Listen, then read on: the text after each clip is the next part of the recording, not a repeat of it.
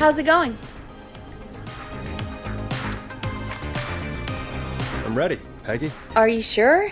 We've only got one shot at this. I'm sure. Let's do this. Okay, name first. Who do you think the target is?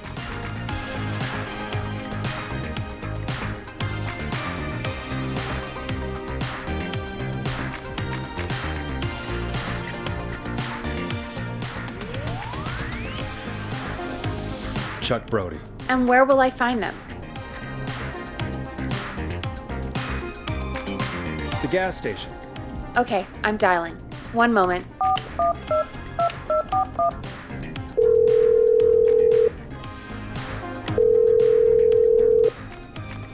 Hello? Chuck Brody! Listen, I know this sounds crazy, but we have reason to believe the Whistling Man is coming for you. You need to get yourself and everyone else out right now. The Whistling Man? Who are you? Who is this? This is Forest Nash. Listen, the Whistling Man's back. We found a list with your name on it, and Oh, God. It's today. The year I finally let myself forget. it's today. What happened today? Today.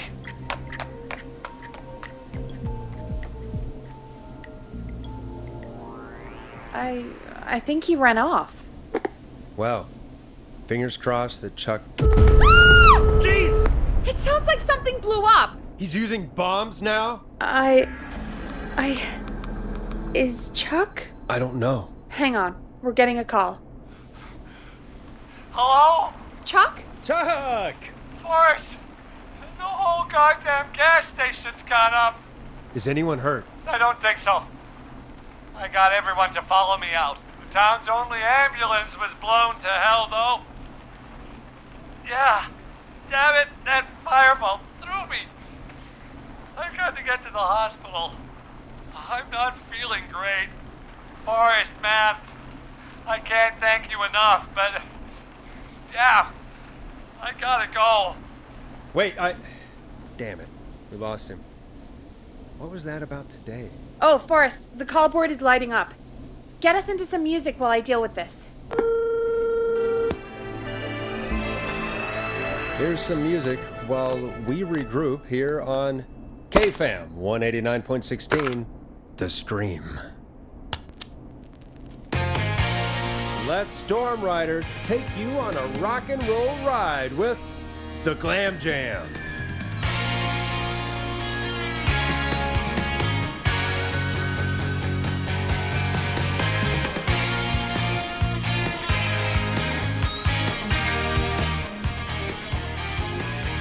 There's gotta be more in the basement to show us who Clive is targeting. And if that's the case, we can get ahead of him. Stop the killings before they can happen. Forrest, we need to go back down. By we, you mean me, right? Yep, like I said, I need to handle all these calls. Maybe start with that creepy mannequin room you mentioned before. I still have a lot of questions about those, by the way. Me too.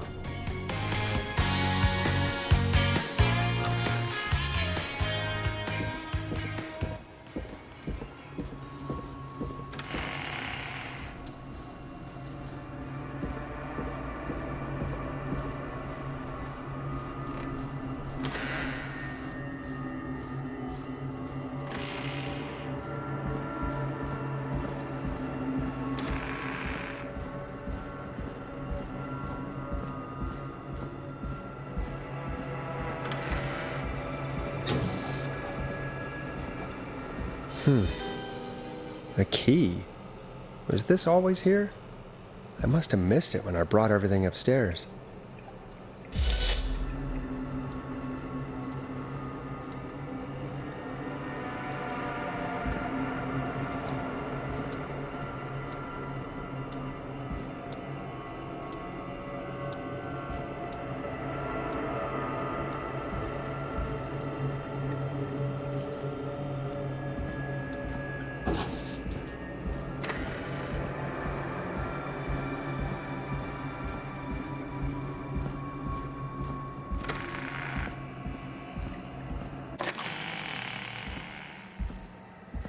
Hey, Forrest! Peggy, give me some warning before yelling down the intercom? Sorry. Buzz the intercom when you find something and want to discuss it.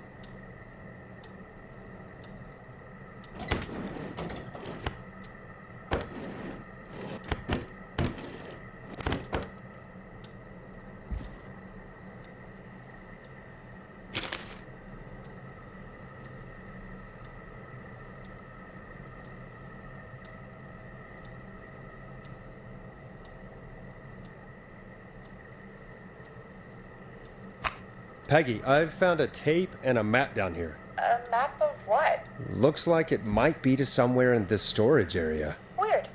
Well, maybe the tape will give us more information. Give it a play.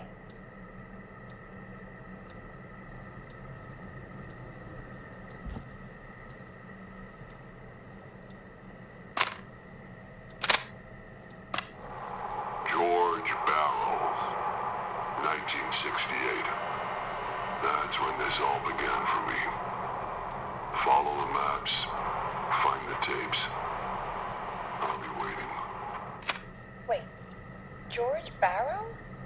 We all heard that he drowned after a night out drinking. Was it actually Clive? Has Clive really been the whistling man for that long? He says I need to follow the maps and find the tapes. I guess that's what this map is about. I think we need to see what else is hidden down here. Be careful, Forrest. Keep looking. Buzz the intercom when you found something.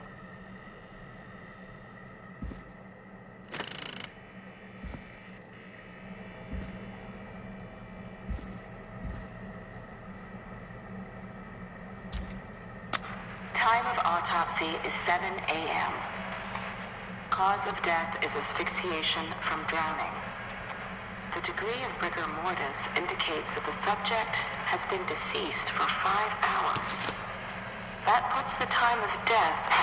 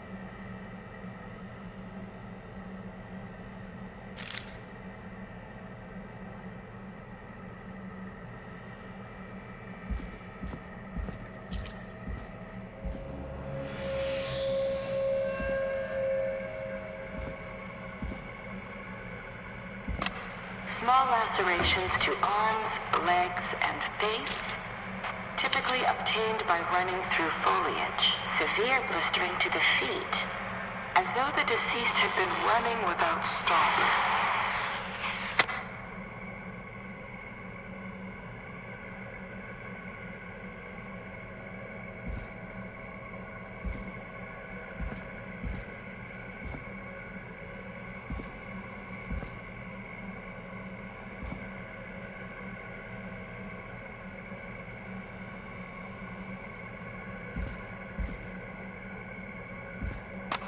Preliminary toxicology results shows no signs of inebriation.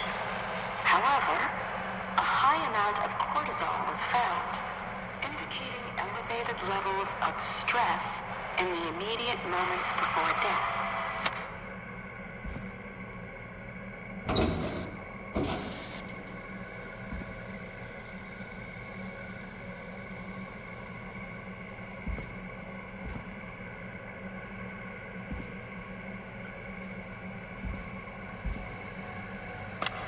Additionally, there appears to be a post-mortem injury to the arm. It looks like it was trapped in a car door.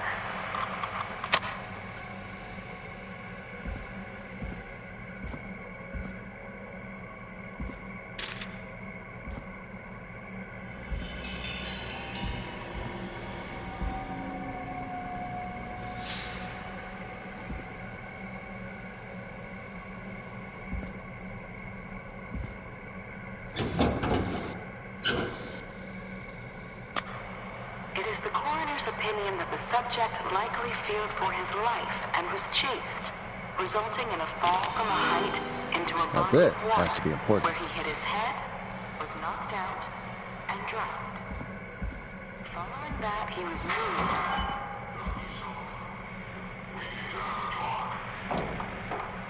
That recording. Shut it off. If you're listening to this, then I'm probably dead. What the? I'm a man who likes to stay informed. I've got subscriptions to newspapers all over the country. A few weeks ago, I noticed headlines cropping up in those papers, one after the other. Each headline about a murder. Each murder, the death of someone I knew almost 20 years ago. And each one drawing closer to Gallows Creek. Drawing closer to the anniversary. None of us are innocent, but I don't think we deserve killing. All I hope now is that I can save some folk from the worst that I can. Ooh, a new vinyl for my collection. Do something to make up for what I did back then, I guess. I didn't kill anyone, mind you, but that's past mattering. Now, there's more I could say that I should say, but my employer made it clear that my family would pay a high price if I ever spoke out. So, hopefully I've said enough for you, listener, whoever the hell you are, to start putting the truth together. What the hell? Peggy is not gonna believe this.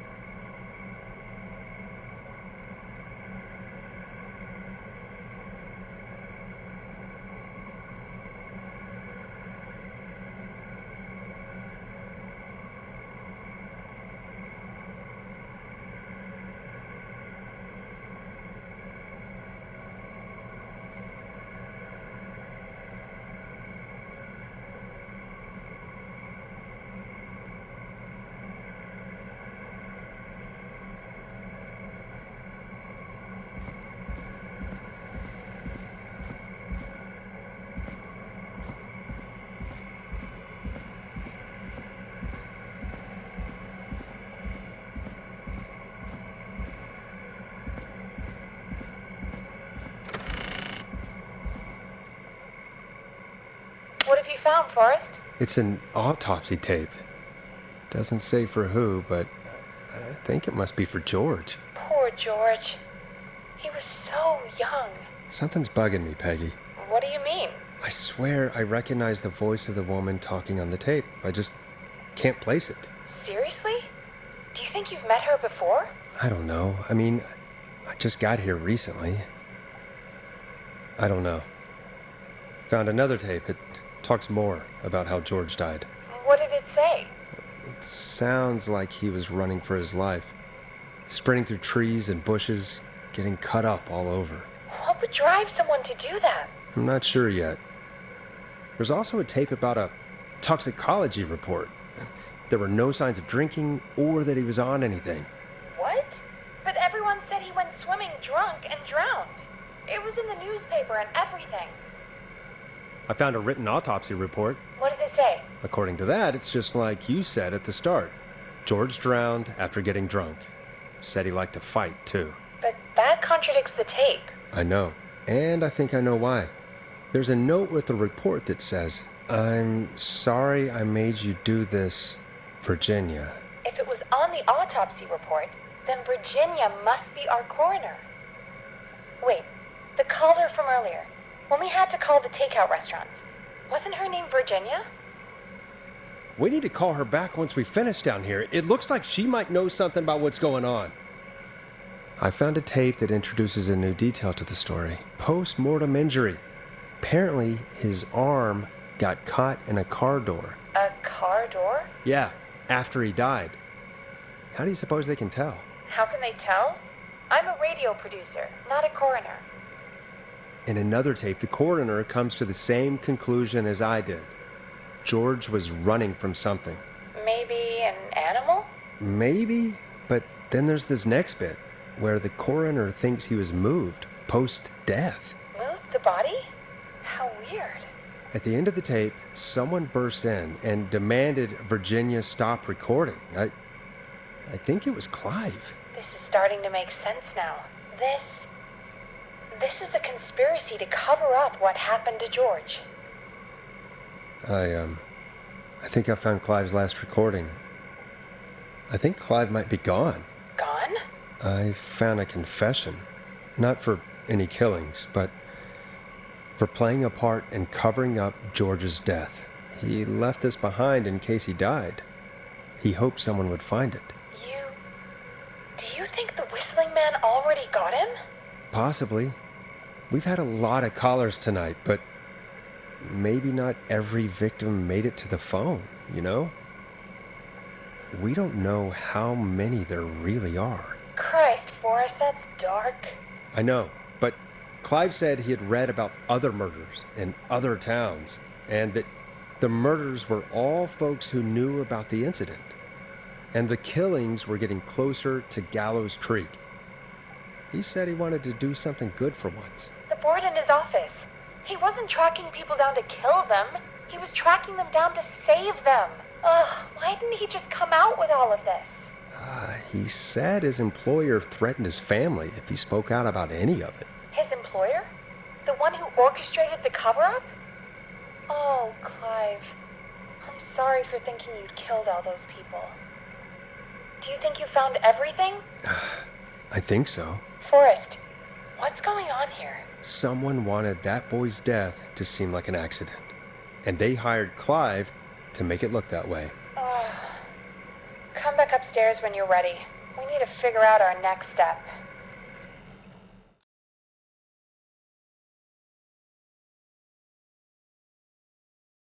Thank God you're back, Forrest. I've been running out of stuff to pad our airtime with. Peggy, you work in radio. Forrest, I'm stressed. I mean, really, how are we supposed to keep a show going with all this happening? This is our job, Peggy. I gotta do it. You're right. So, what's the plan now? I think we should call Virginia back. All right, I'll get her on the line. Okay, Forrest, shut the music off. Hello again, Gallows Creek. This is Forest Nash. We're circling closer to the truth behind tonight's events. To this end, we're calling back one of our earlier callers, Virginia Sullivan.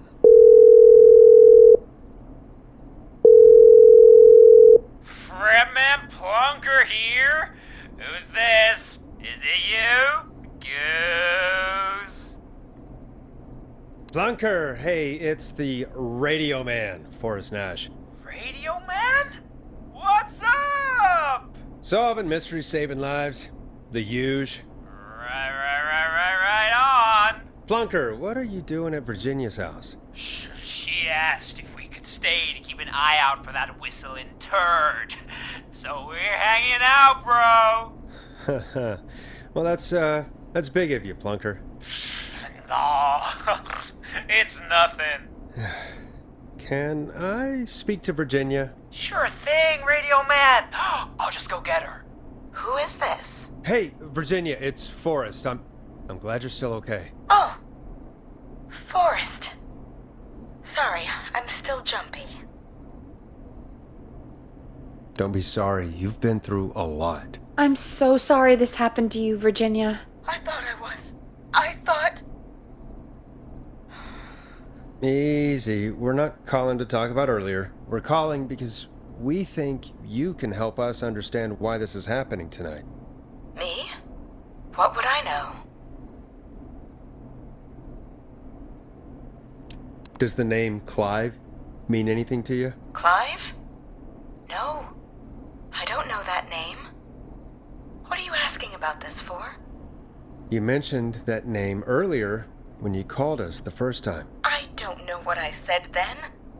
I was petrified, Forrest. Clive's the janitor at our station, and we know you spoke to him in the past. Forrest, please. You don't know what you're doing.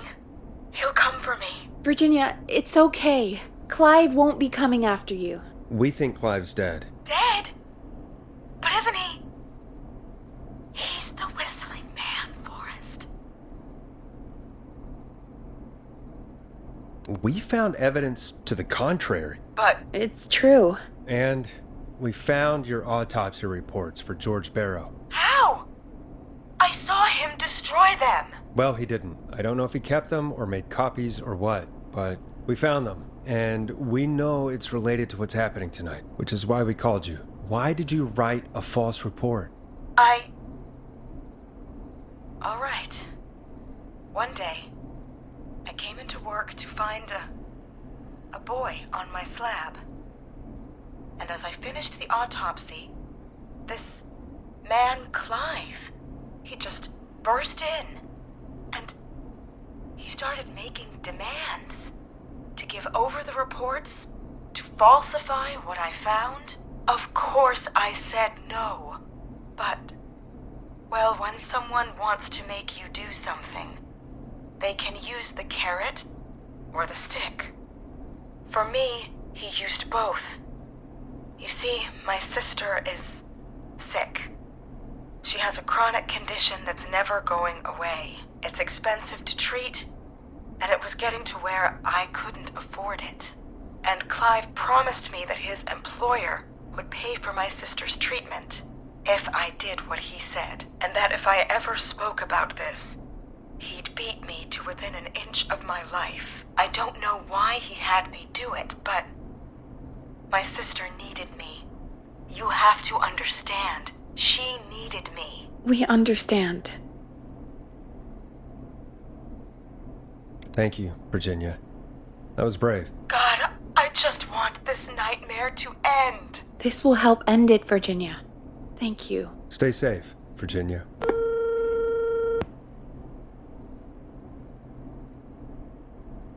So, Virginia's tied up in all of this. Clive threatened her to keep quiet about George's death. But for who? Why cover up these details? We could try Sandra. What would Sandra know? I don't know, but we have to start somewhere. Anyway, just be careful when you're talking to her. Don't push too hard. We don't want her to hang up. I'll be careful. All right, calling her now. Hopefully she's at her jazz studio. Aha! Forrest, you're through. Hello, this is Sandra at Jazz Pizzazz Jazz Studio. Who is this? Hello again, Sandra! It's Forest Nash of 189.16, The Scream. And you're live on air. Oh, I always thought folks called into a radio show, not the other way around. How jazzy. What can I do for you? Well, we're trying to understand what's behind the attacks tonight. We had a few questions. Why, Forrest, of course. Heck, after the way you saved my life, I'd say yes to just about anything you asked.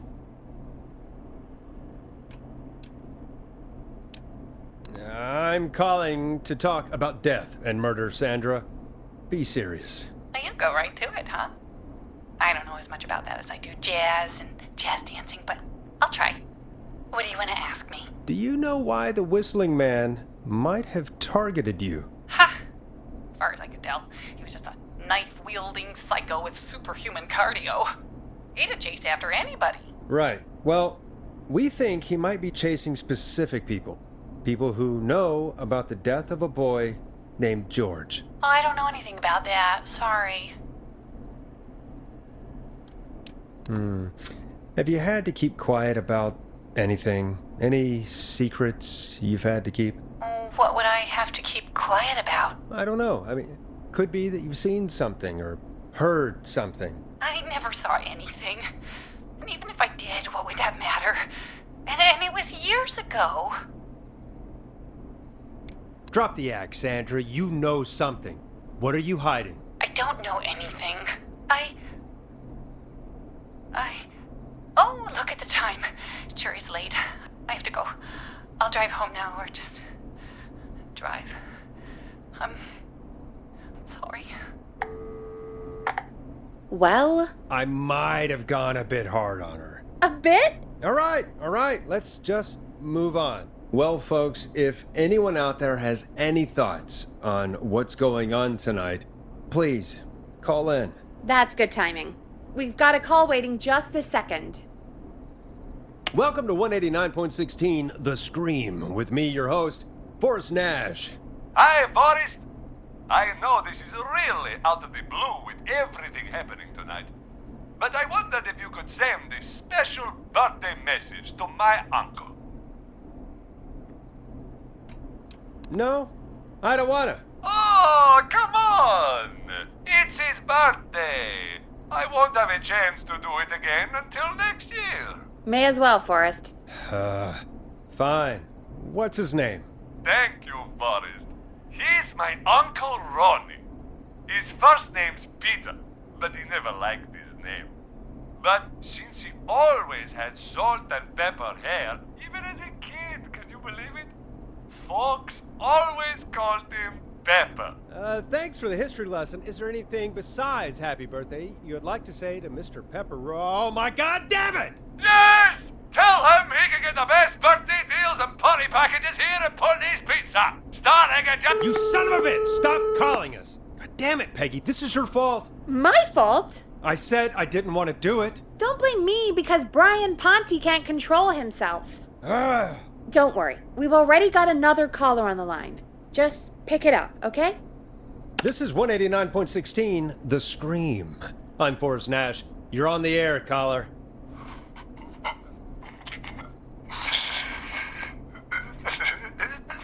Caller.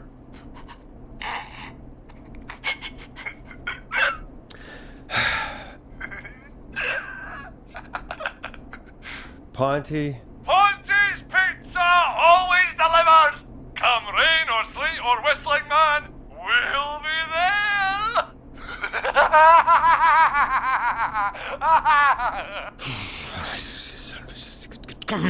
Forrest? Forrest?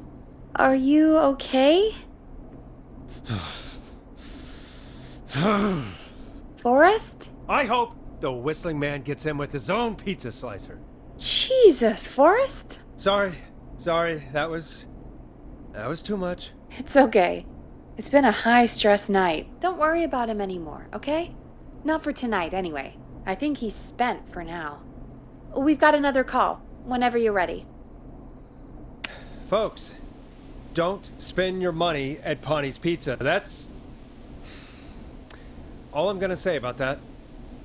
Moving along, I'd like to welcome another caller to 189.16 The Scream, with me, Forest Nash. Who, may I say, is calling? Well, hello again, Forrest. Dawn.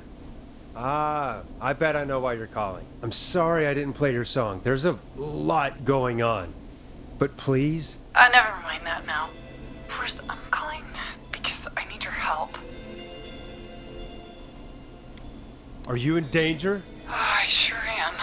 Do you mean Yes, he's after me now. you? I think so. He must have heard me on the radio helping you. Right. Okay. Tell us everything. I was out following a lead, trying to work out who would be next after Chuck. And what happened? And I started to feel like I was being followed. I came back to my apartment building, but this newfangled security system has me locked out. I need you to help me get inside. Can you go somewhere else? Home is the safest place I can be. Please. The front gate requires an entry code to open. I need that code to get inside. Which apartment block do you live in? Maybe one of our listeners lives there too. It's the New Woodside apartment building between the town I doubt any of your listeners live there. I don't have many neighbors. Sounds like a prime piece of real estate. Sound really carries at night. Shit.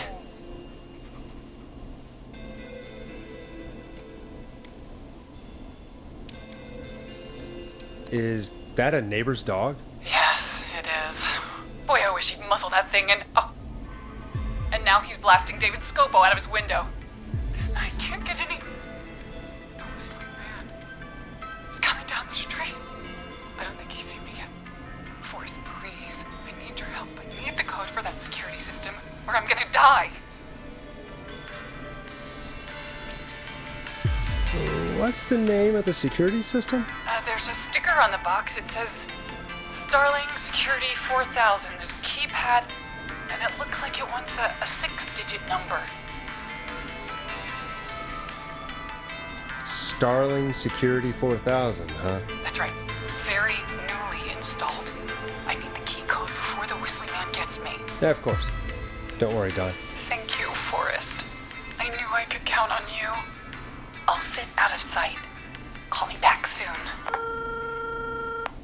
All right, folks. Here's a little tune for you all to enjoy while I try to break Dawn into her apartment.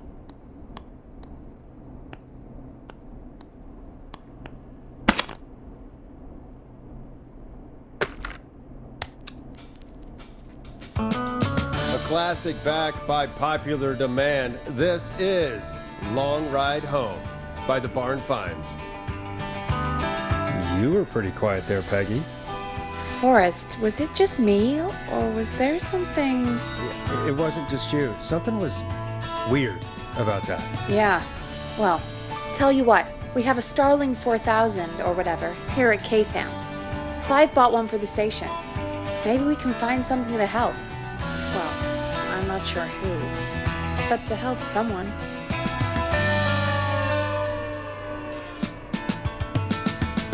Okay, so she's locked out of the Woodside Apartments, and somewhere, Clive probably has the papers for the Starling 4000.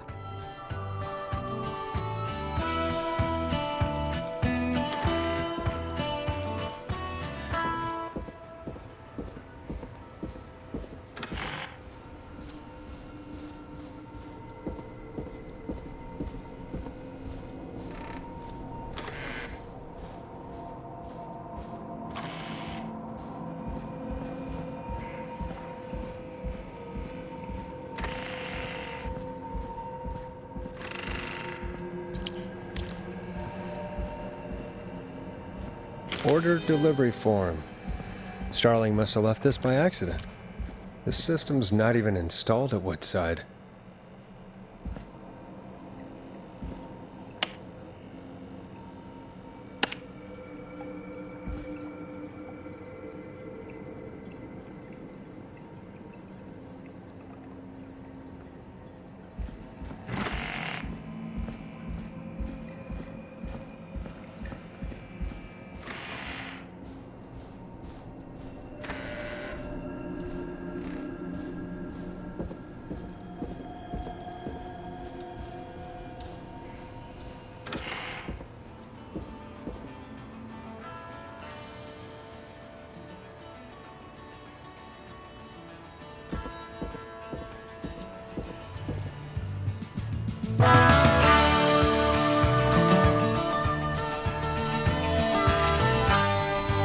Welcome back, Forrest. Find anything? Nothing by way of key codes. I see.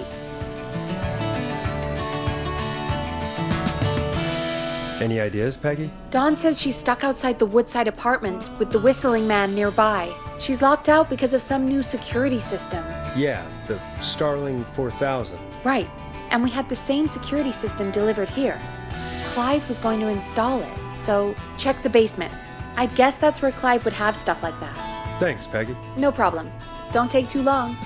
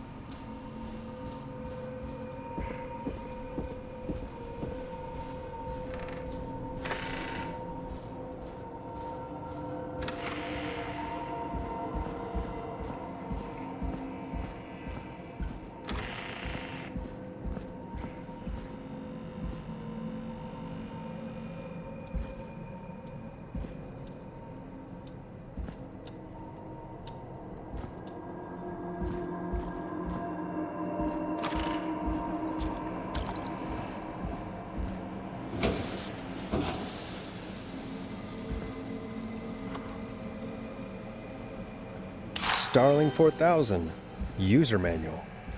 Ah, these codes should come in handy.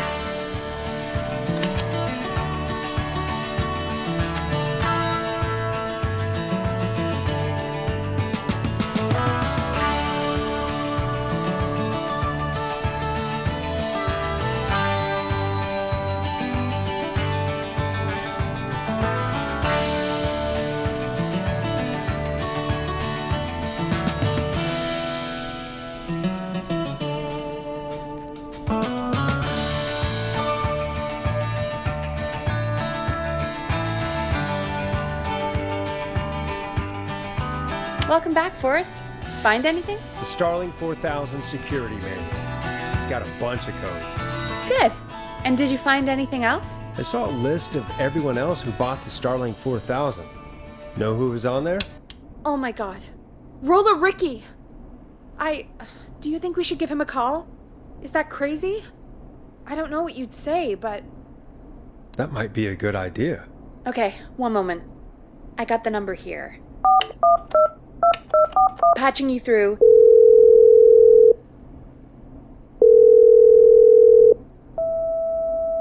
Shit. He probably can't hear it over the music. Forrest, I don't know about this.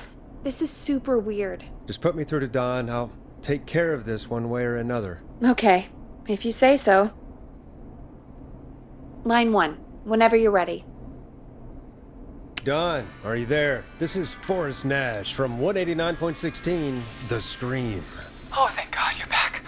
I've been so afraid. What's the code to the gate?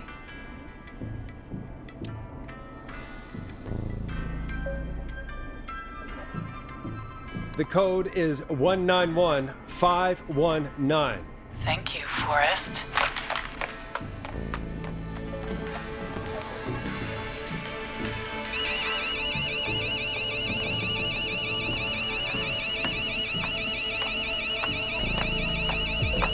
Son of a bitch. Ah!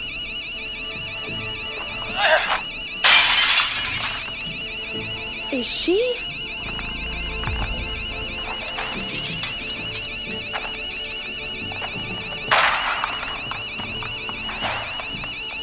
Yeah, stay out! Nobody disrespects the sanctity of the ring! Don't ever come back here again! I'm calling the cops! Thank God. Hello? Is someone there? Ricky, get back inside and turn on the radio. Whoever that was, she was trying to break into the ring. She? Forrest, man, you got no idea. That was him! That was the whistling man! The alarm gave me just enough time to get my rifle. I don't like hurting folk, but I can't let anything happen to Maxie. He's my best friend, you know? Listen, man, I'm heading back inside. Gonna barricade that window. My man, thank you. You and Peggy can skate for free whenever you want, forever. That's a done deal. Thanks, Ricky. Can't wait. You got it. Talk to you soon. Okay, Gallows Creek, here's some music while we process what just happened.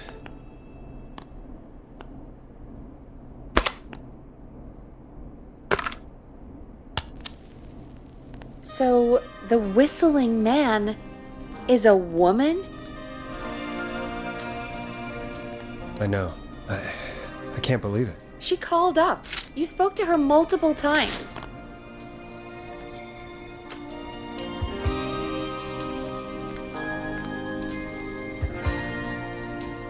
Yeah, she seemed pretty normal. Why do you think she requested that song?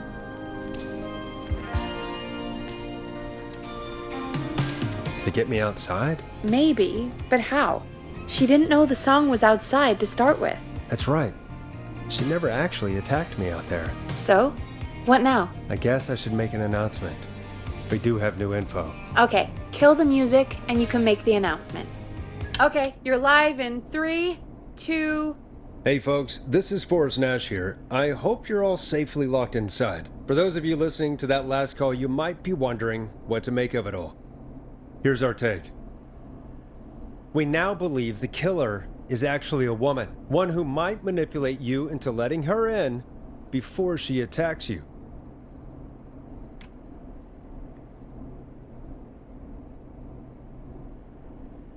We're neighbors. Look out for each other and stay safe. The killer was calling themselves Dawn.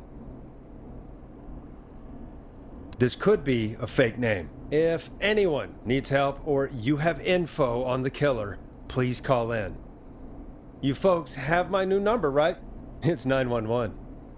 Hopefully, our next caller can help shed some light on our killer. Hey, we had a call come in. Okay, folks, time to take a call. This is Forest Nash, and you're listening. Please help me. My name is Casey Moore. I'm at 25 Nancy Drive. My best friend's been stabbed. He's bleeding everywhere. I don't know what to do. Please help me. Somebody's been stabbed? Can you tell me what happened? We'd been out at the reservoir. We were heading back to his place when we heard this whistling all of a sudden. He just started freaking out. He screamed at me, told me to hide. I'd never seen him like that, and I just panicked and ran and hid in a bush. Oh no. Forrest. Then what happened? He went up the road and talked to someone. I couldn't really hear or see anything. It sounded like he might have known the person, and they just stabbed him. Casey, was he talking to a woman? I don't know. They had a mask and wore all black. That's all I know. Please, we need help here. I'll get you help, but I need to know. Where did the masked person go? They left. They left him to bleed out. I waited until they were gone, then dragged him into the garage and called 911. Wait, why didn't she make sure he was dead? I don't know. I think I heard them say something like, "It's not so funny now, is it?" Before they left, but please, he needs to get to the hospital. I can't drive, so we need an ambulance. Forrest, the ambulance was destroyed in the explosion at the gas station. You should get all the info you can. What's your friend's name, Casey? It's Jason Parker. Can you tell us where Jason was stabbed? They stabbed him in the stomach, and then stabbed him again in his leg when he was on the ground, and the knife is still there in his leg. We'll be right back. Peggy, patch us through to the hospital. On it. Phoning St. Gabriel's now. Switch to line 2. Hello, St. Gabriel's Hospital. How can I help you? Hi, this is Forest Nash from 189.16. We have a stab victim at 25 Nancy Drive named Jason Parker. He's been stabbed in the stomach and the leg. He's bleeding heavily. Oh God, I'm sorry. But the ambulance is, well, you know. I know, but please, we need something or he's going to die. Forrest, listen, you're going to have to get him here. We need to see him and we can't get there ourselves right now. We don't have any way to drive him right now. And even if we did, he's bleeding out fast. All right, listen. We need to buy him time to get here. That means stopping the blood first and then finding someone to stabilize him. To stabilize him, you really need someone with first aid training. Do either of you have any? No. Me neither. Damn it. I'm really sorry about this, but I have other patients who can't wait. All I can do is talk you through the procedure as quick as I can, and then leave the rest to you. You think you can handle that? We don't really have much choice. Hit me. Okay, from the top. If he's bleeding out, then you need to get him comfortable and try to stem the bleeding. Lay him down. Apply continuous pressure directly to the affected areas. When the bleeding slows, get a clean cloth of some kind and hold it over the wounds. Get them comfortable. Apply pressure. Clean cloths when slowed. Got it, I think. You said he was stabbed, right? If the object he was stabbed with is still in him, don't take it out. It's stopping the worst of the bleeding right now. If anything, you should secure it so it stays where it is. I wouldn't have thought of that. It makes sense, though. God, that was a lot of info. But I think we can handle this. Glad you got it so far, because there's more to go. I'm still with you, Doc. What else do we need to know? If he's lost a lot of blood, he may enter shock. If he does, act fast.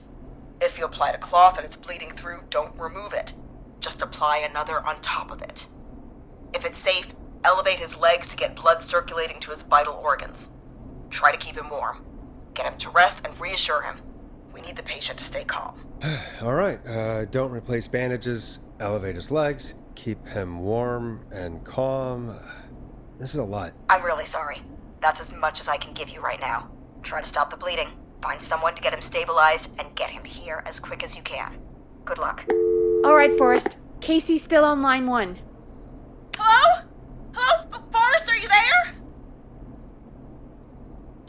I'm here. How is Jason doing? Badly. He's still bleeding. I need help. I've been putting pressure on his stomach wound since you left, but he's still bleeding. I don't know what to do. That's good, Casey. The nurse said to do that. What about the knife in his leg? It's gotta be hell. Should I pull it out? No, don't touch the knife. The bleeding will get worse if you pull it out. Are you sure? I'm sorry. I'm gonna stop making suggestions. No, don't worry, Casey. We're a team here. We're all going to get Jason through this. Casey, is his leg wound bleeding right now? I hate looking at that knife. Yeah, it's bleeding. His stomach is worse, though. I think we need to secure the knife so it doesn't move around. Do you have anything you can tie around it? Yeah. There's some laundry piled up on top of the dryer, some cloths on the hood of the car, and what else? I guess I've got my jacket.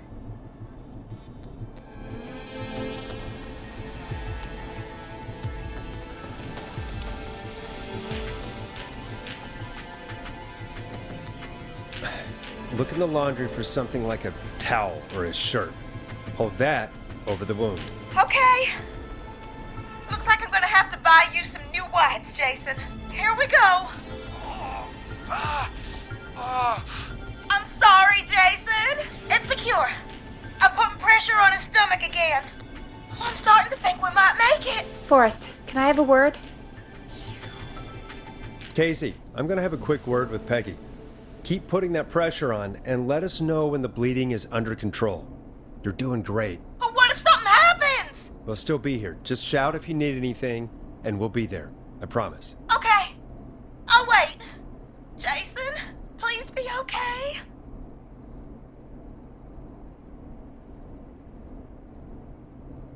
What's up, Peggy? We can't stay on the line with her all night. Dawn is still out there. What if other people need us? You're right. She's probably on her way to her next target right now. Exactly. And you heard the nurse. We need someone there with training who can stabilize him. He's got to get to the hospital somehow. Could somebody nearby help them? Maybe drive them to the hospital? You know, that's exactly what I was wondering. Do you have anybody in mind? I might. A little before you started working here, KFAM did a mandatory first aid training course. Me and Karen missed it because we were away on a producer getaway. You skipped it, didn't you? Never mind. So, how does KFAM's first aid course help us? Casey said they're at 25 Nancy Drive, right? Yeah? Why? They put up a bunch of cheap houses around there about 10 years ago. So a bunch of people here at the station live around there. Do you think any of them could help Casey and Jason? Probably, but I don't know who lives there. And since I missed the training day, I don't know who knows first aid. Could you call them and ask? I don't know everybody's numbers. I've only ever called Karen. Everybody's personnel info is probably in Reggie's office. Got it. I'll look through their files in Reggie's office. It's a life or death situation. I'm sure they won't mind. Right. But there are a couple of problems with that. Go on. It's sensitive information, so Reggie probably locked it in his safe. Great. Do you have any idea what the combo for the safe could be? Not a clue. Reggie's a serial note taker, though. Maybe something in his office will give it away. Right. There is something else. I'm not gonna like this, am I? Have you ever heard, the future is floppy? Peggy, what the hell are you talking about? I'm talking about floppy disks. Floppy disks are like these futuristic things that have information on them. You put them in a computer and they do something. Peggy, I know what a floppy disk is. Anyway, Reggie decided that the future is floppy and started phasing out our physical records and replacing them with these floppy disks. I imagine it's the same for our personnel files. That's good to know. Since we haven't heard anything from Casey, I'm guessing Jason's okay for now. I'll check out Reggie's office and see what I can find. You'll need a key for that. I'll just slide it under my door now. Thanks, Peggy. I'll just have to look around.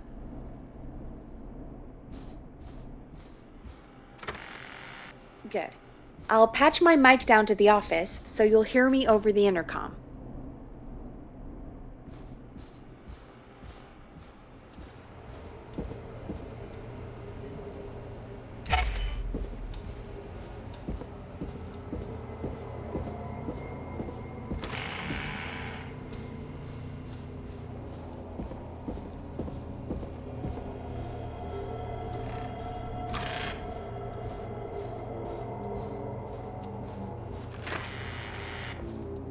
Looks like I need a 4-digit code.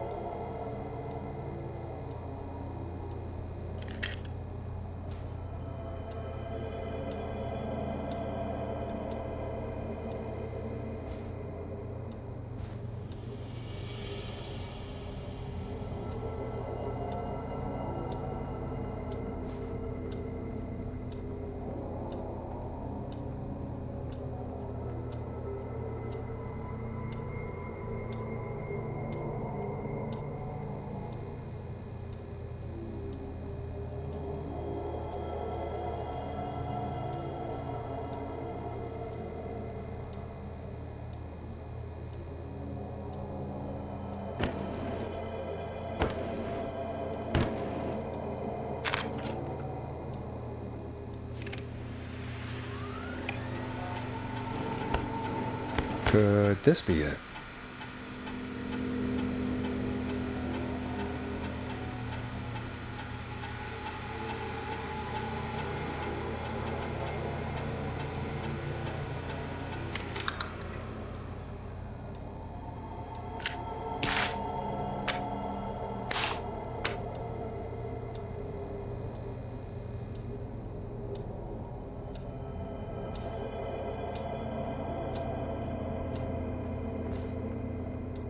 Hey, Peggy, you there? Yeah, I'm here. Did you find what we need? I can't figure out how to get into this stupid safe. No worries. We still have a little time. Reggie writes almost everything down somewhere. I'd recommend you start reading. I'll have a look around. You're probably right. I'll let you know when I find something, or don't.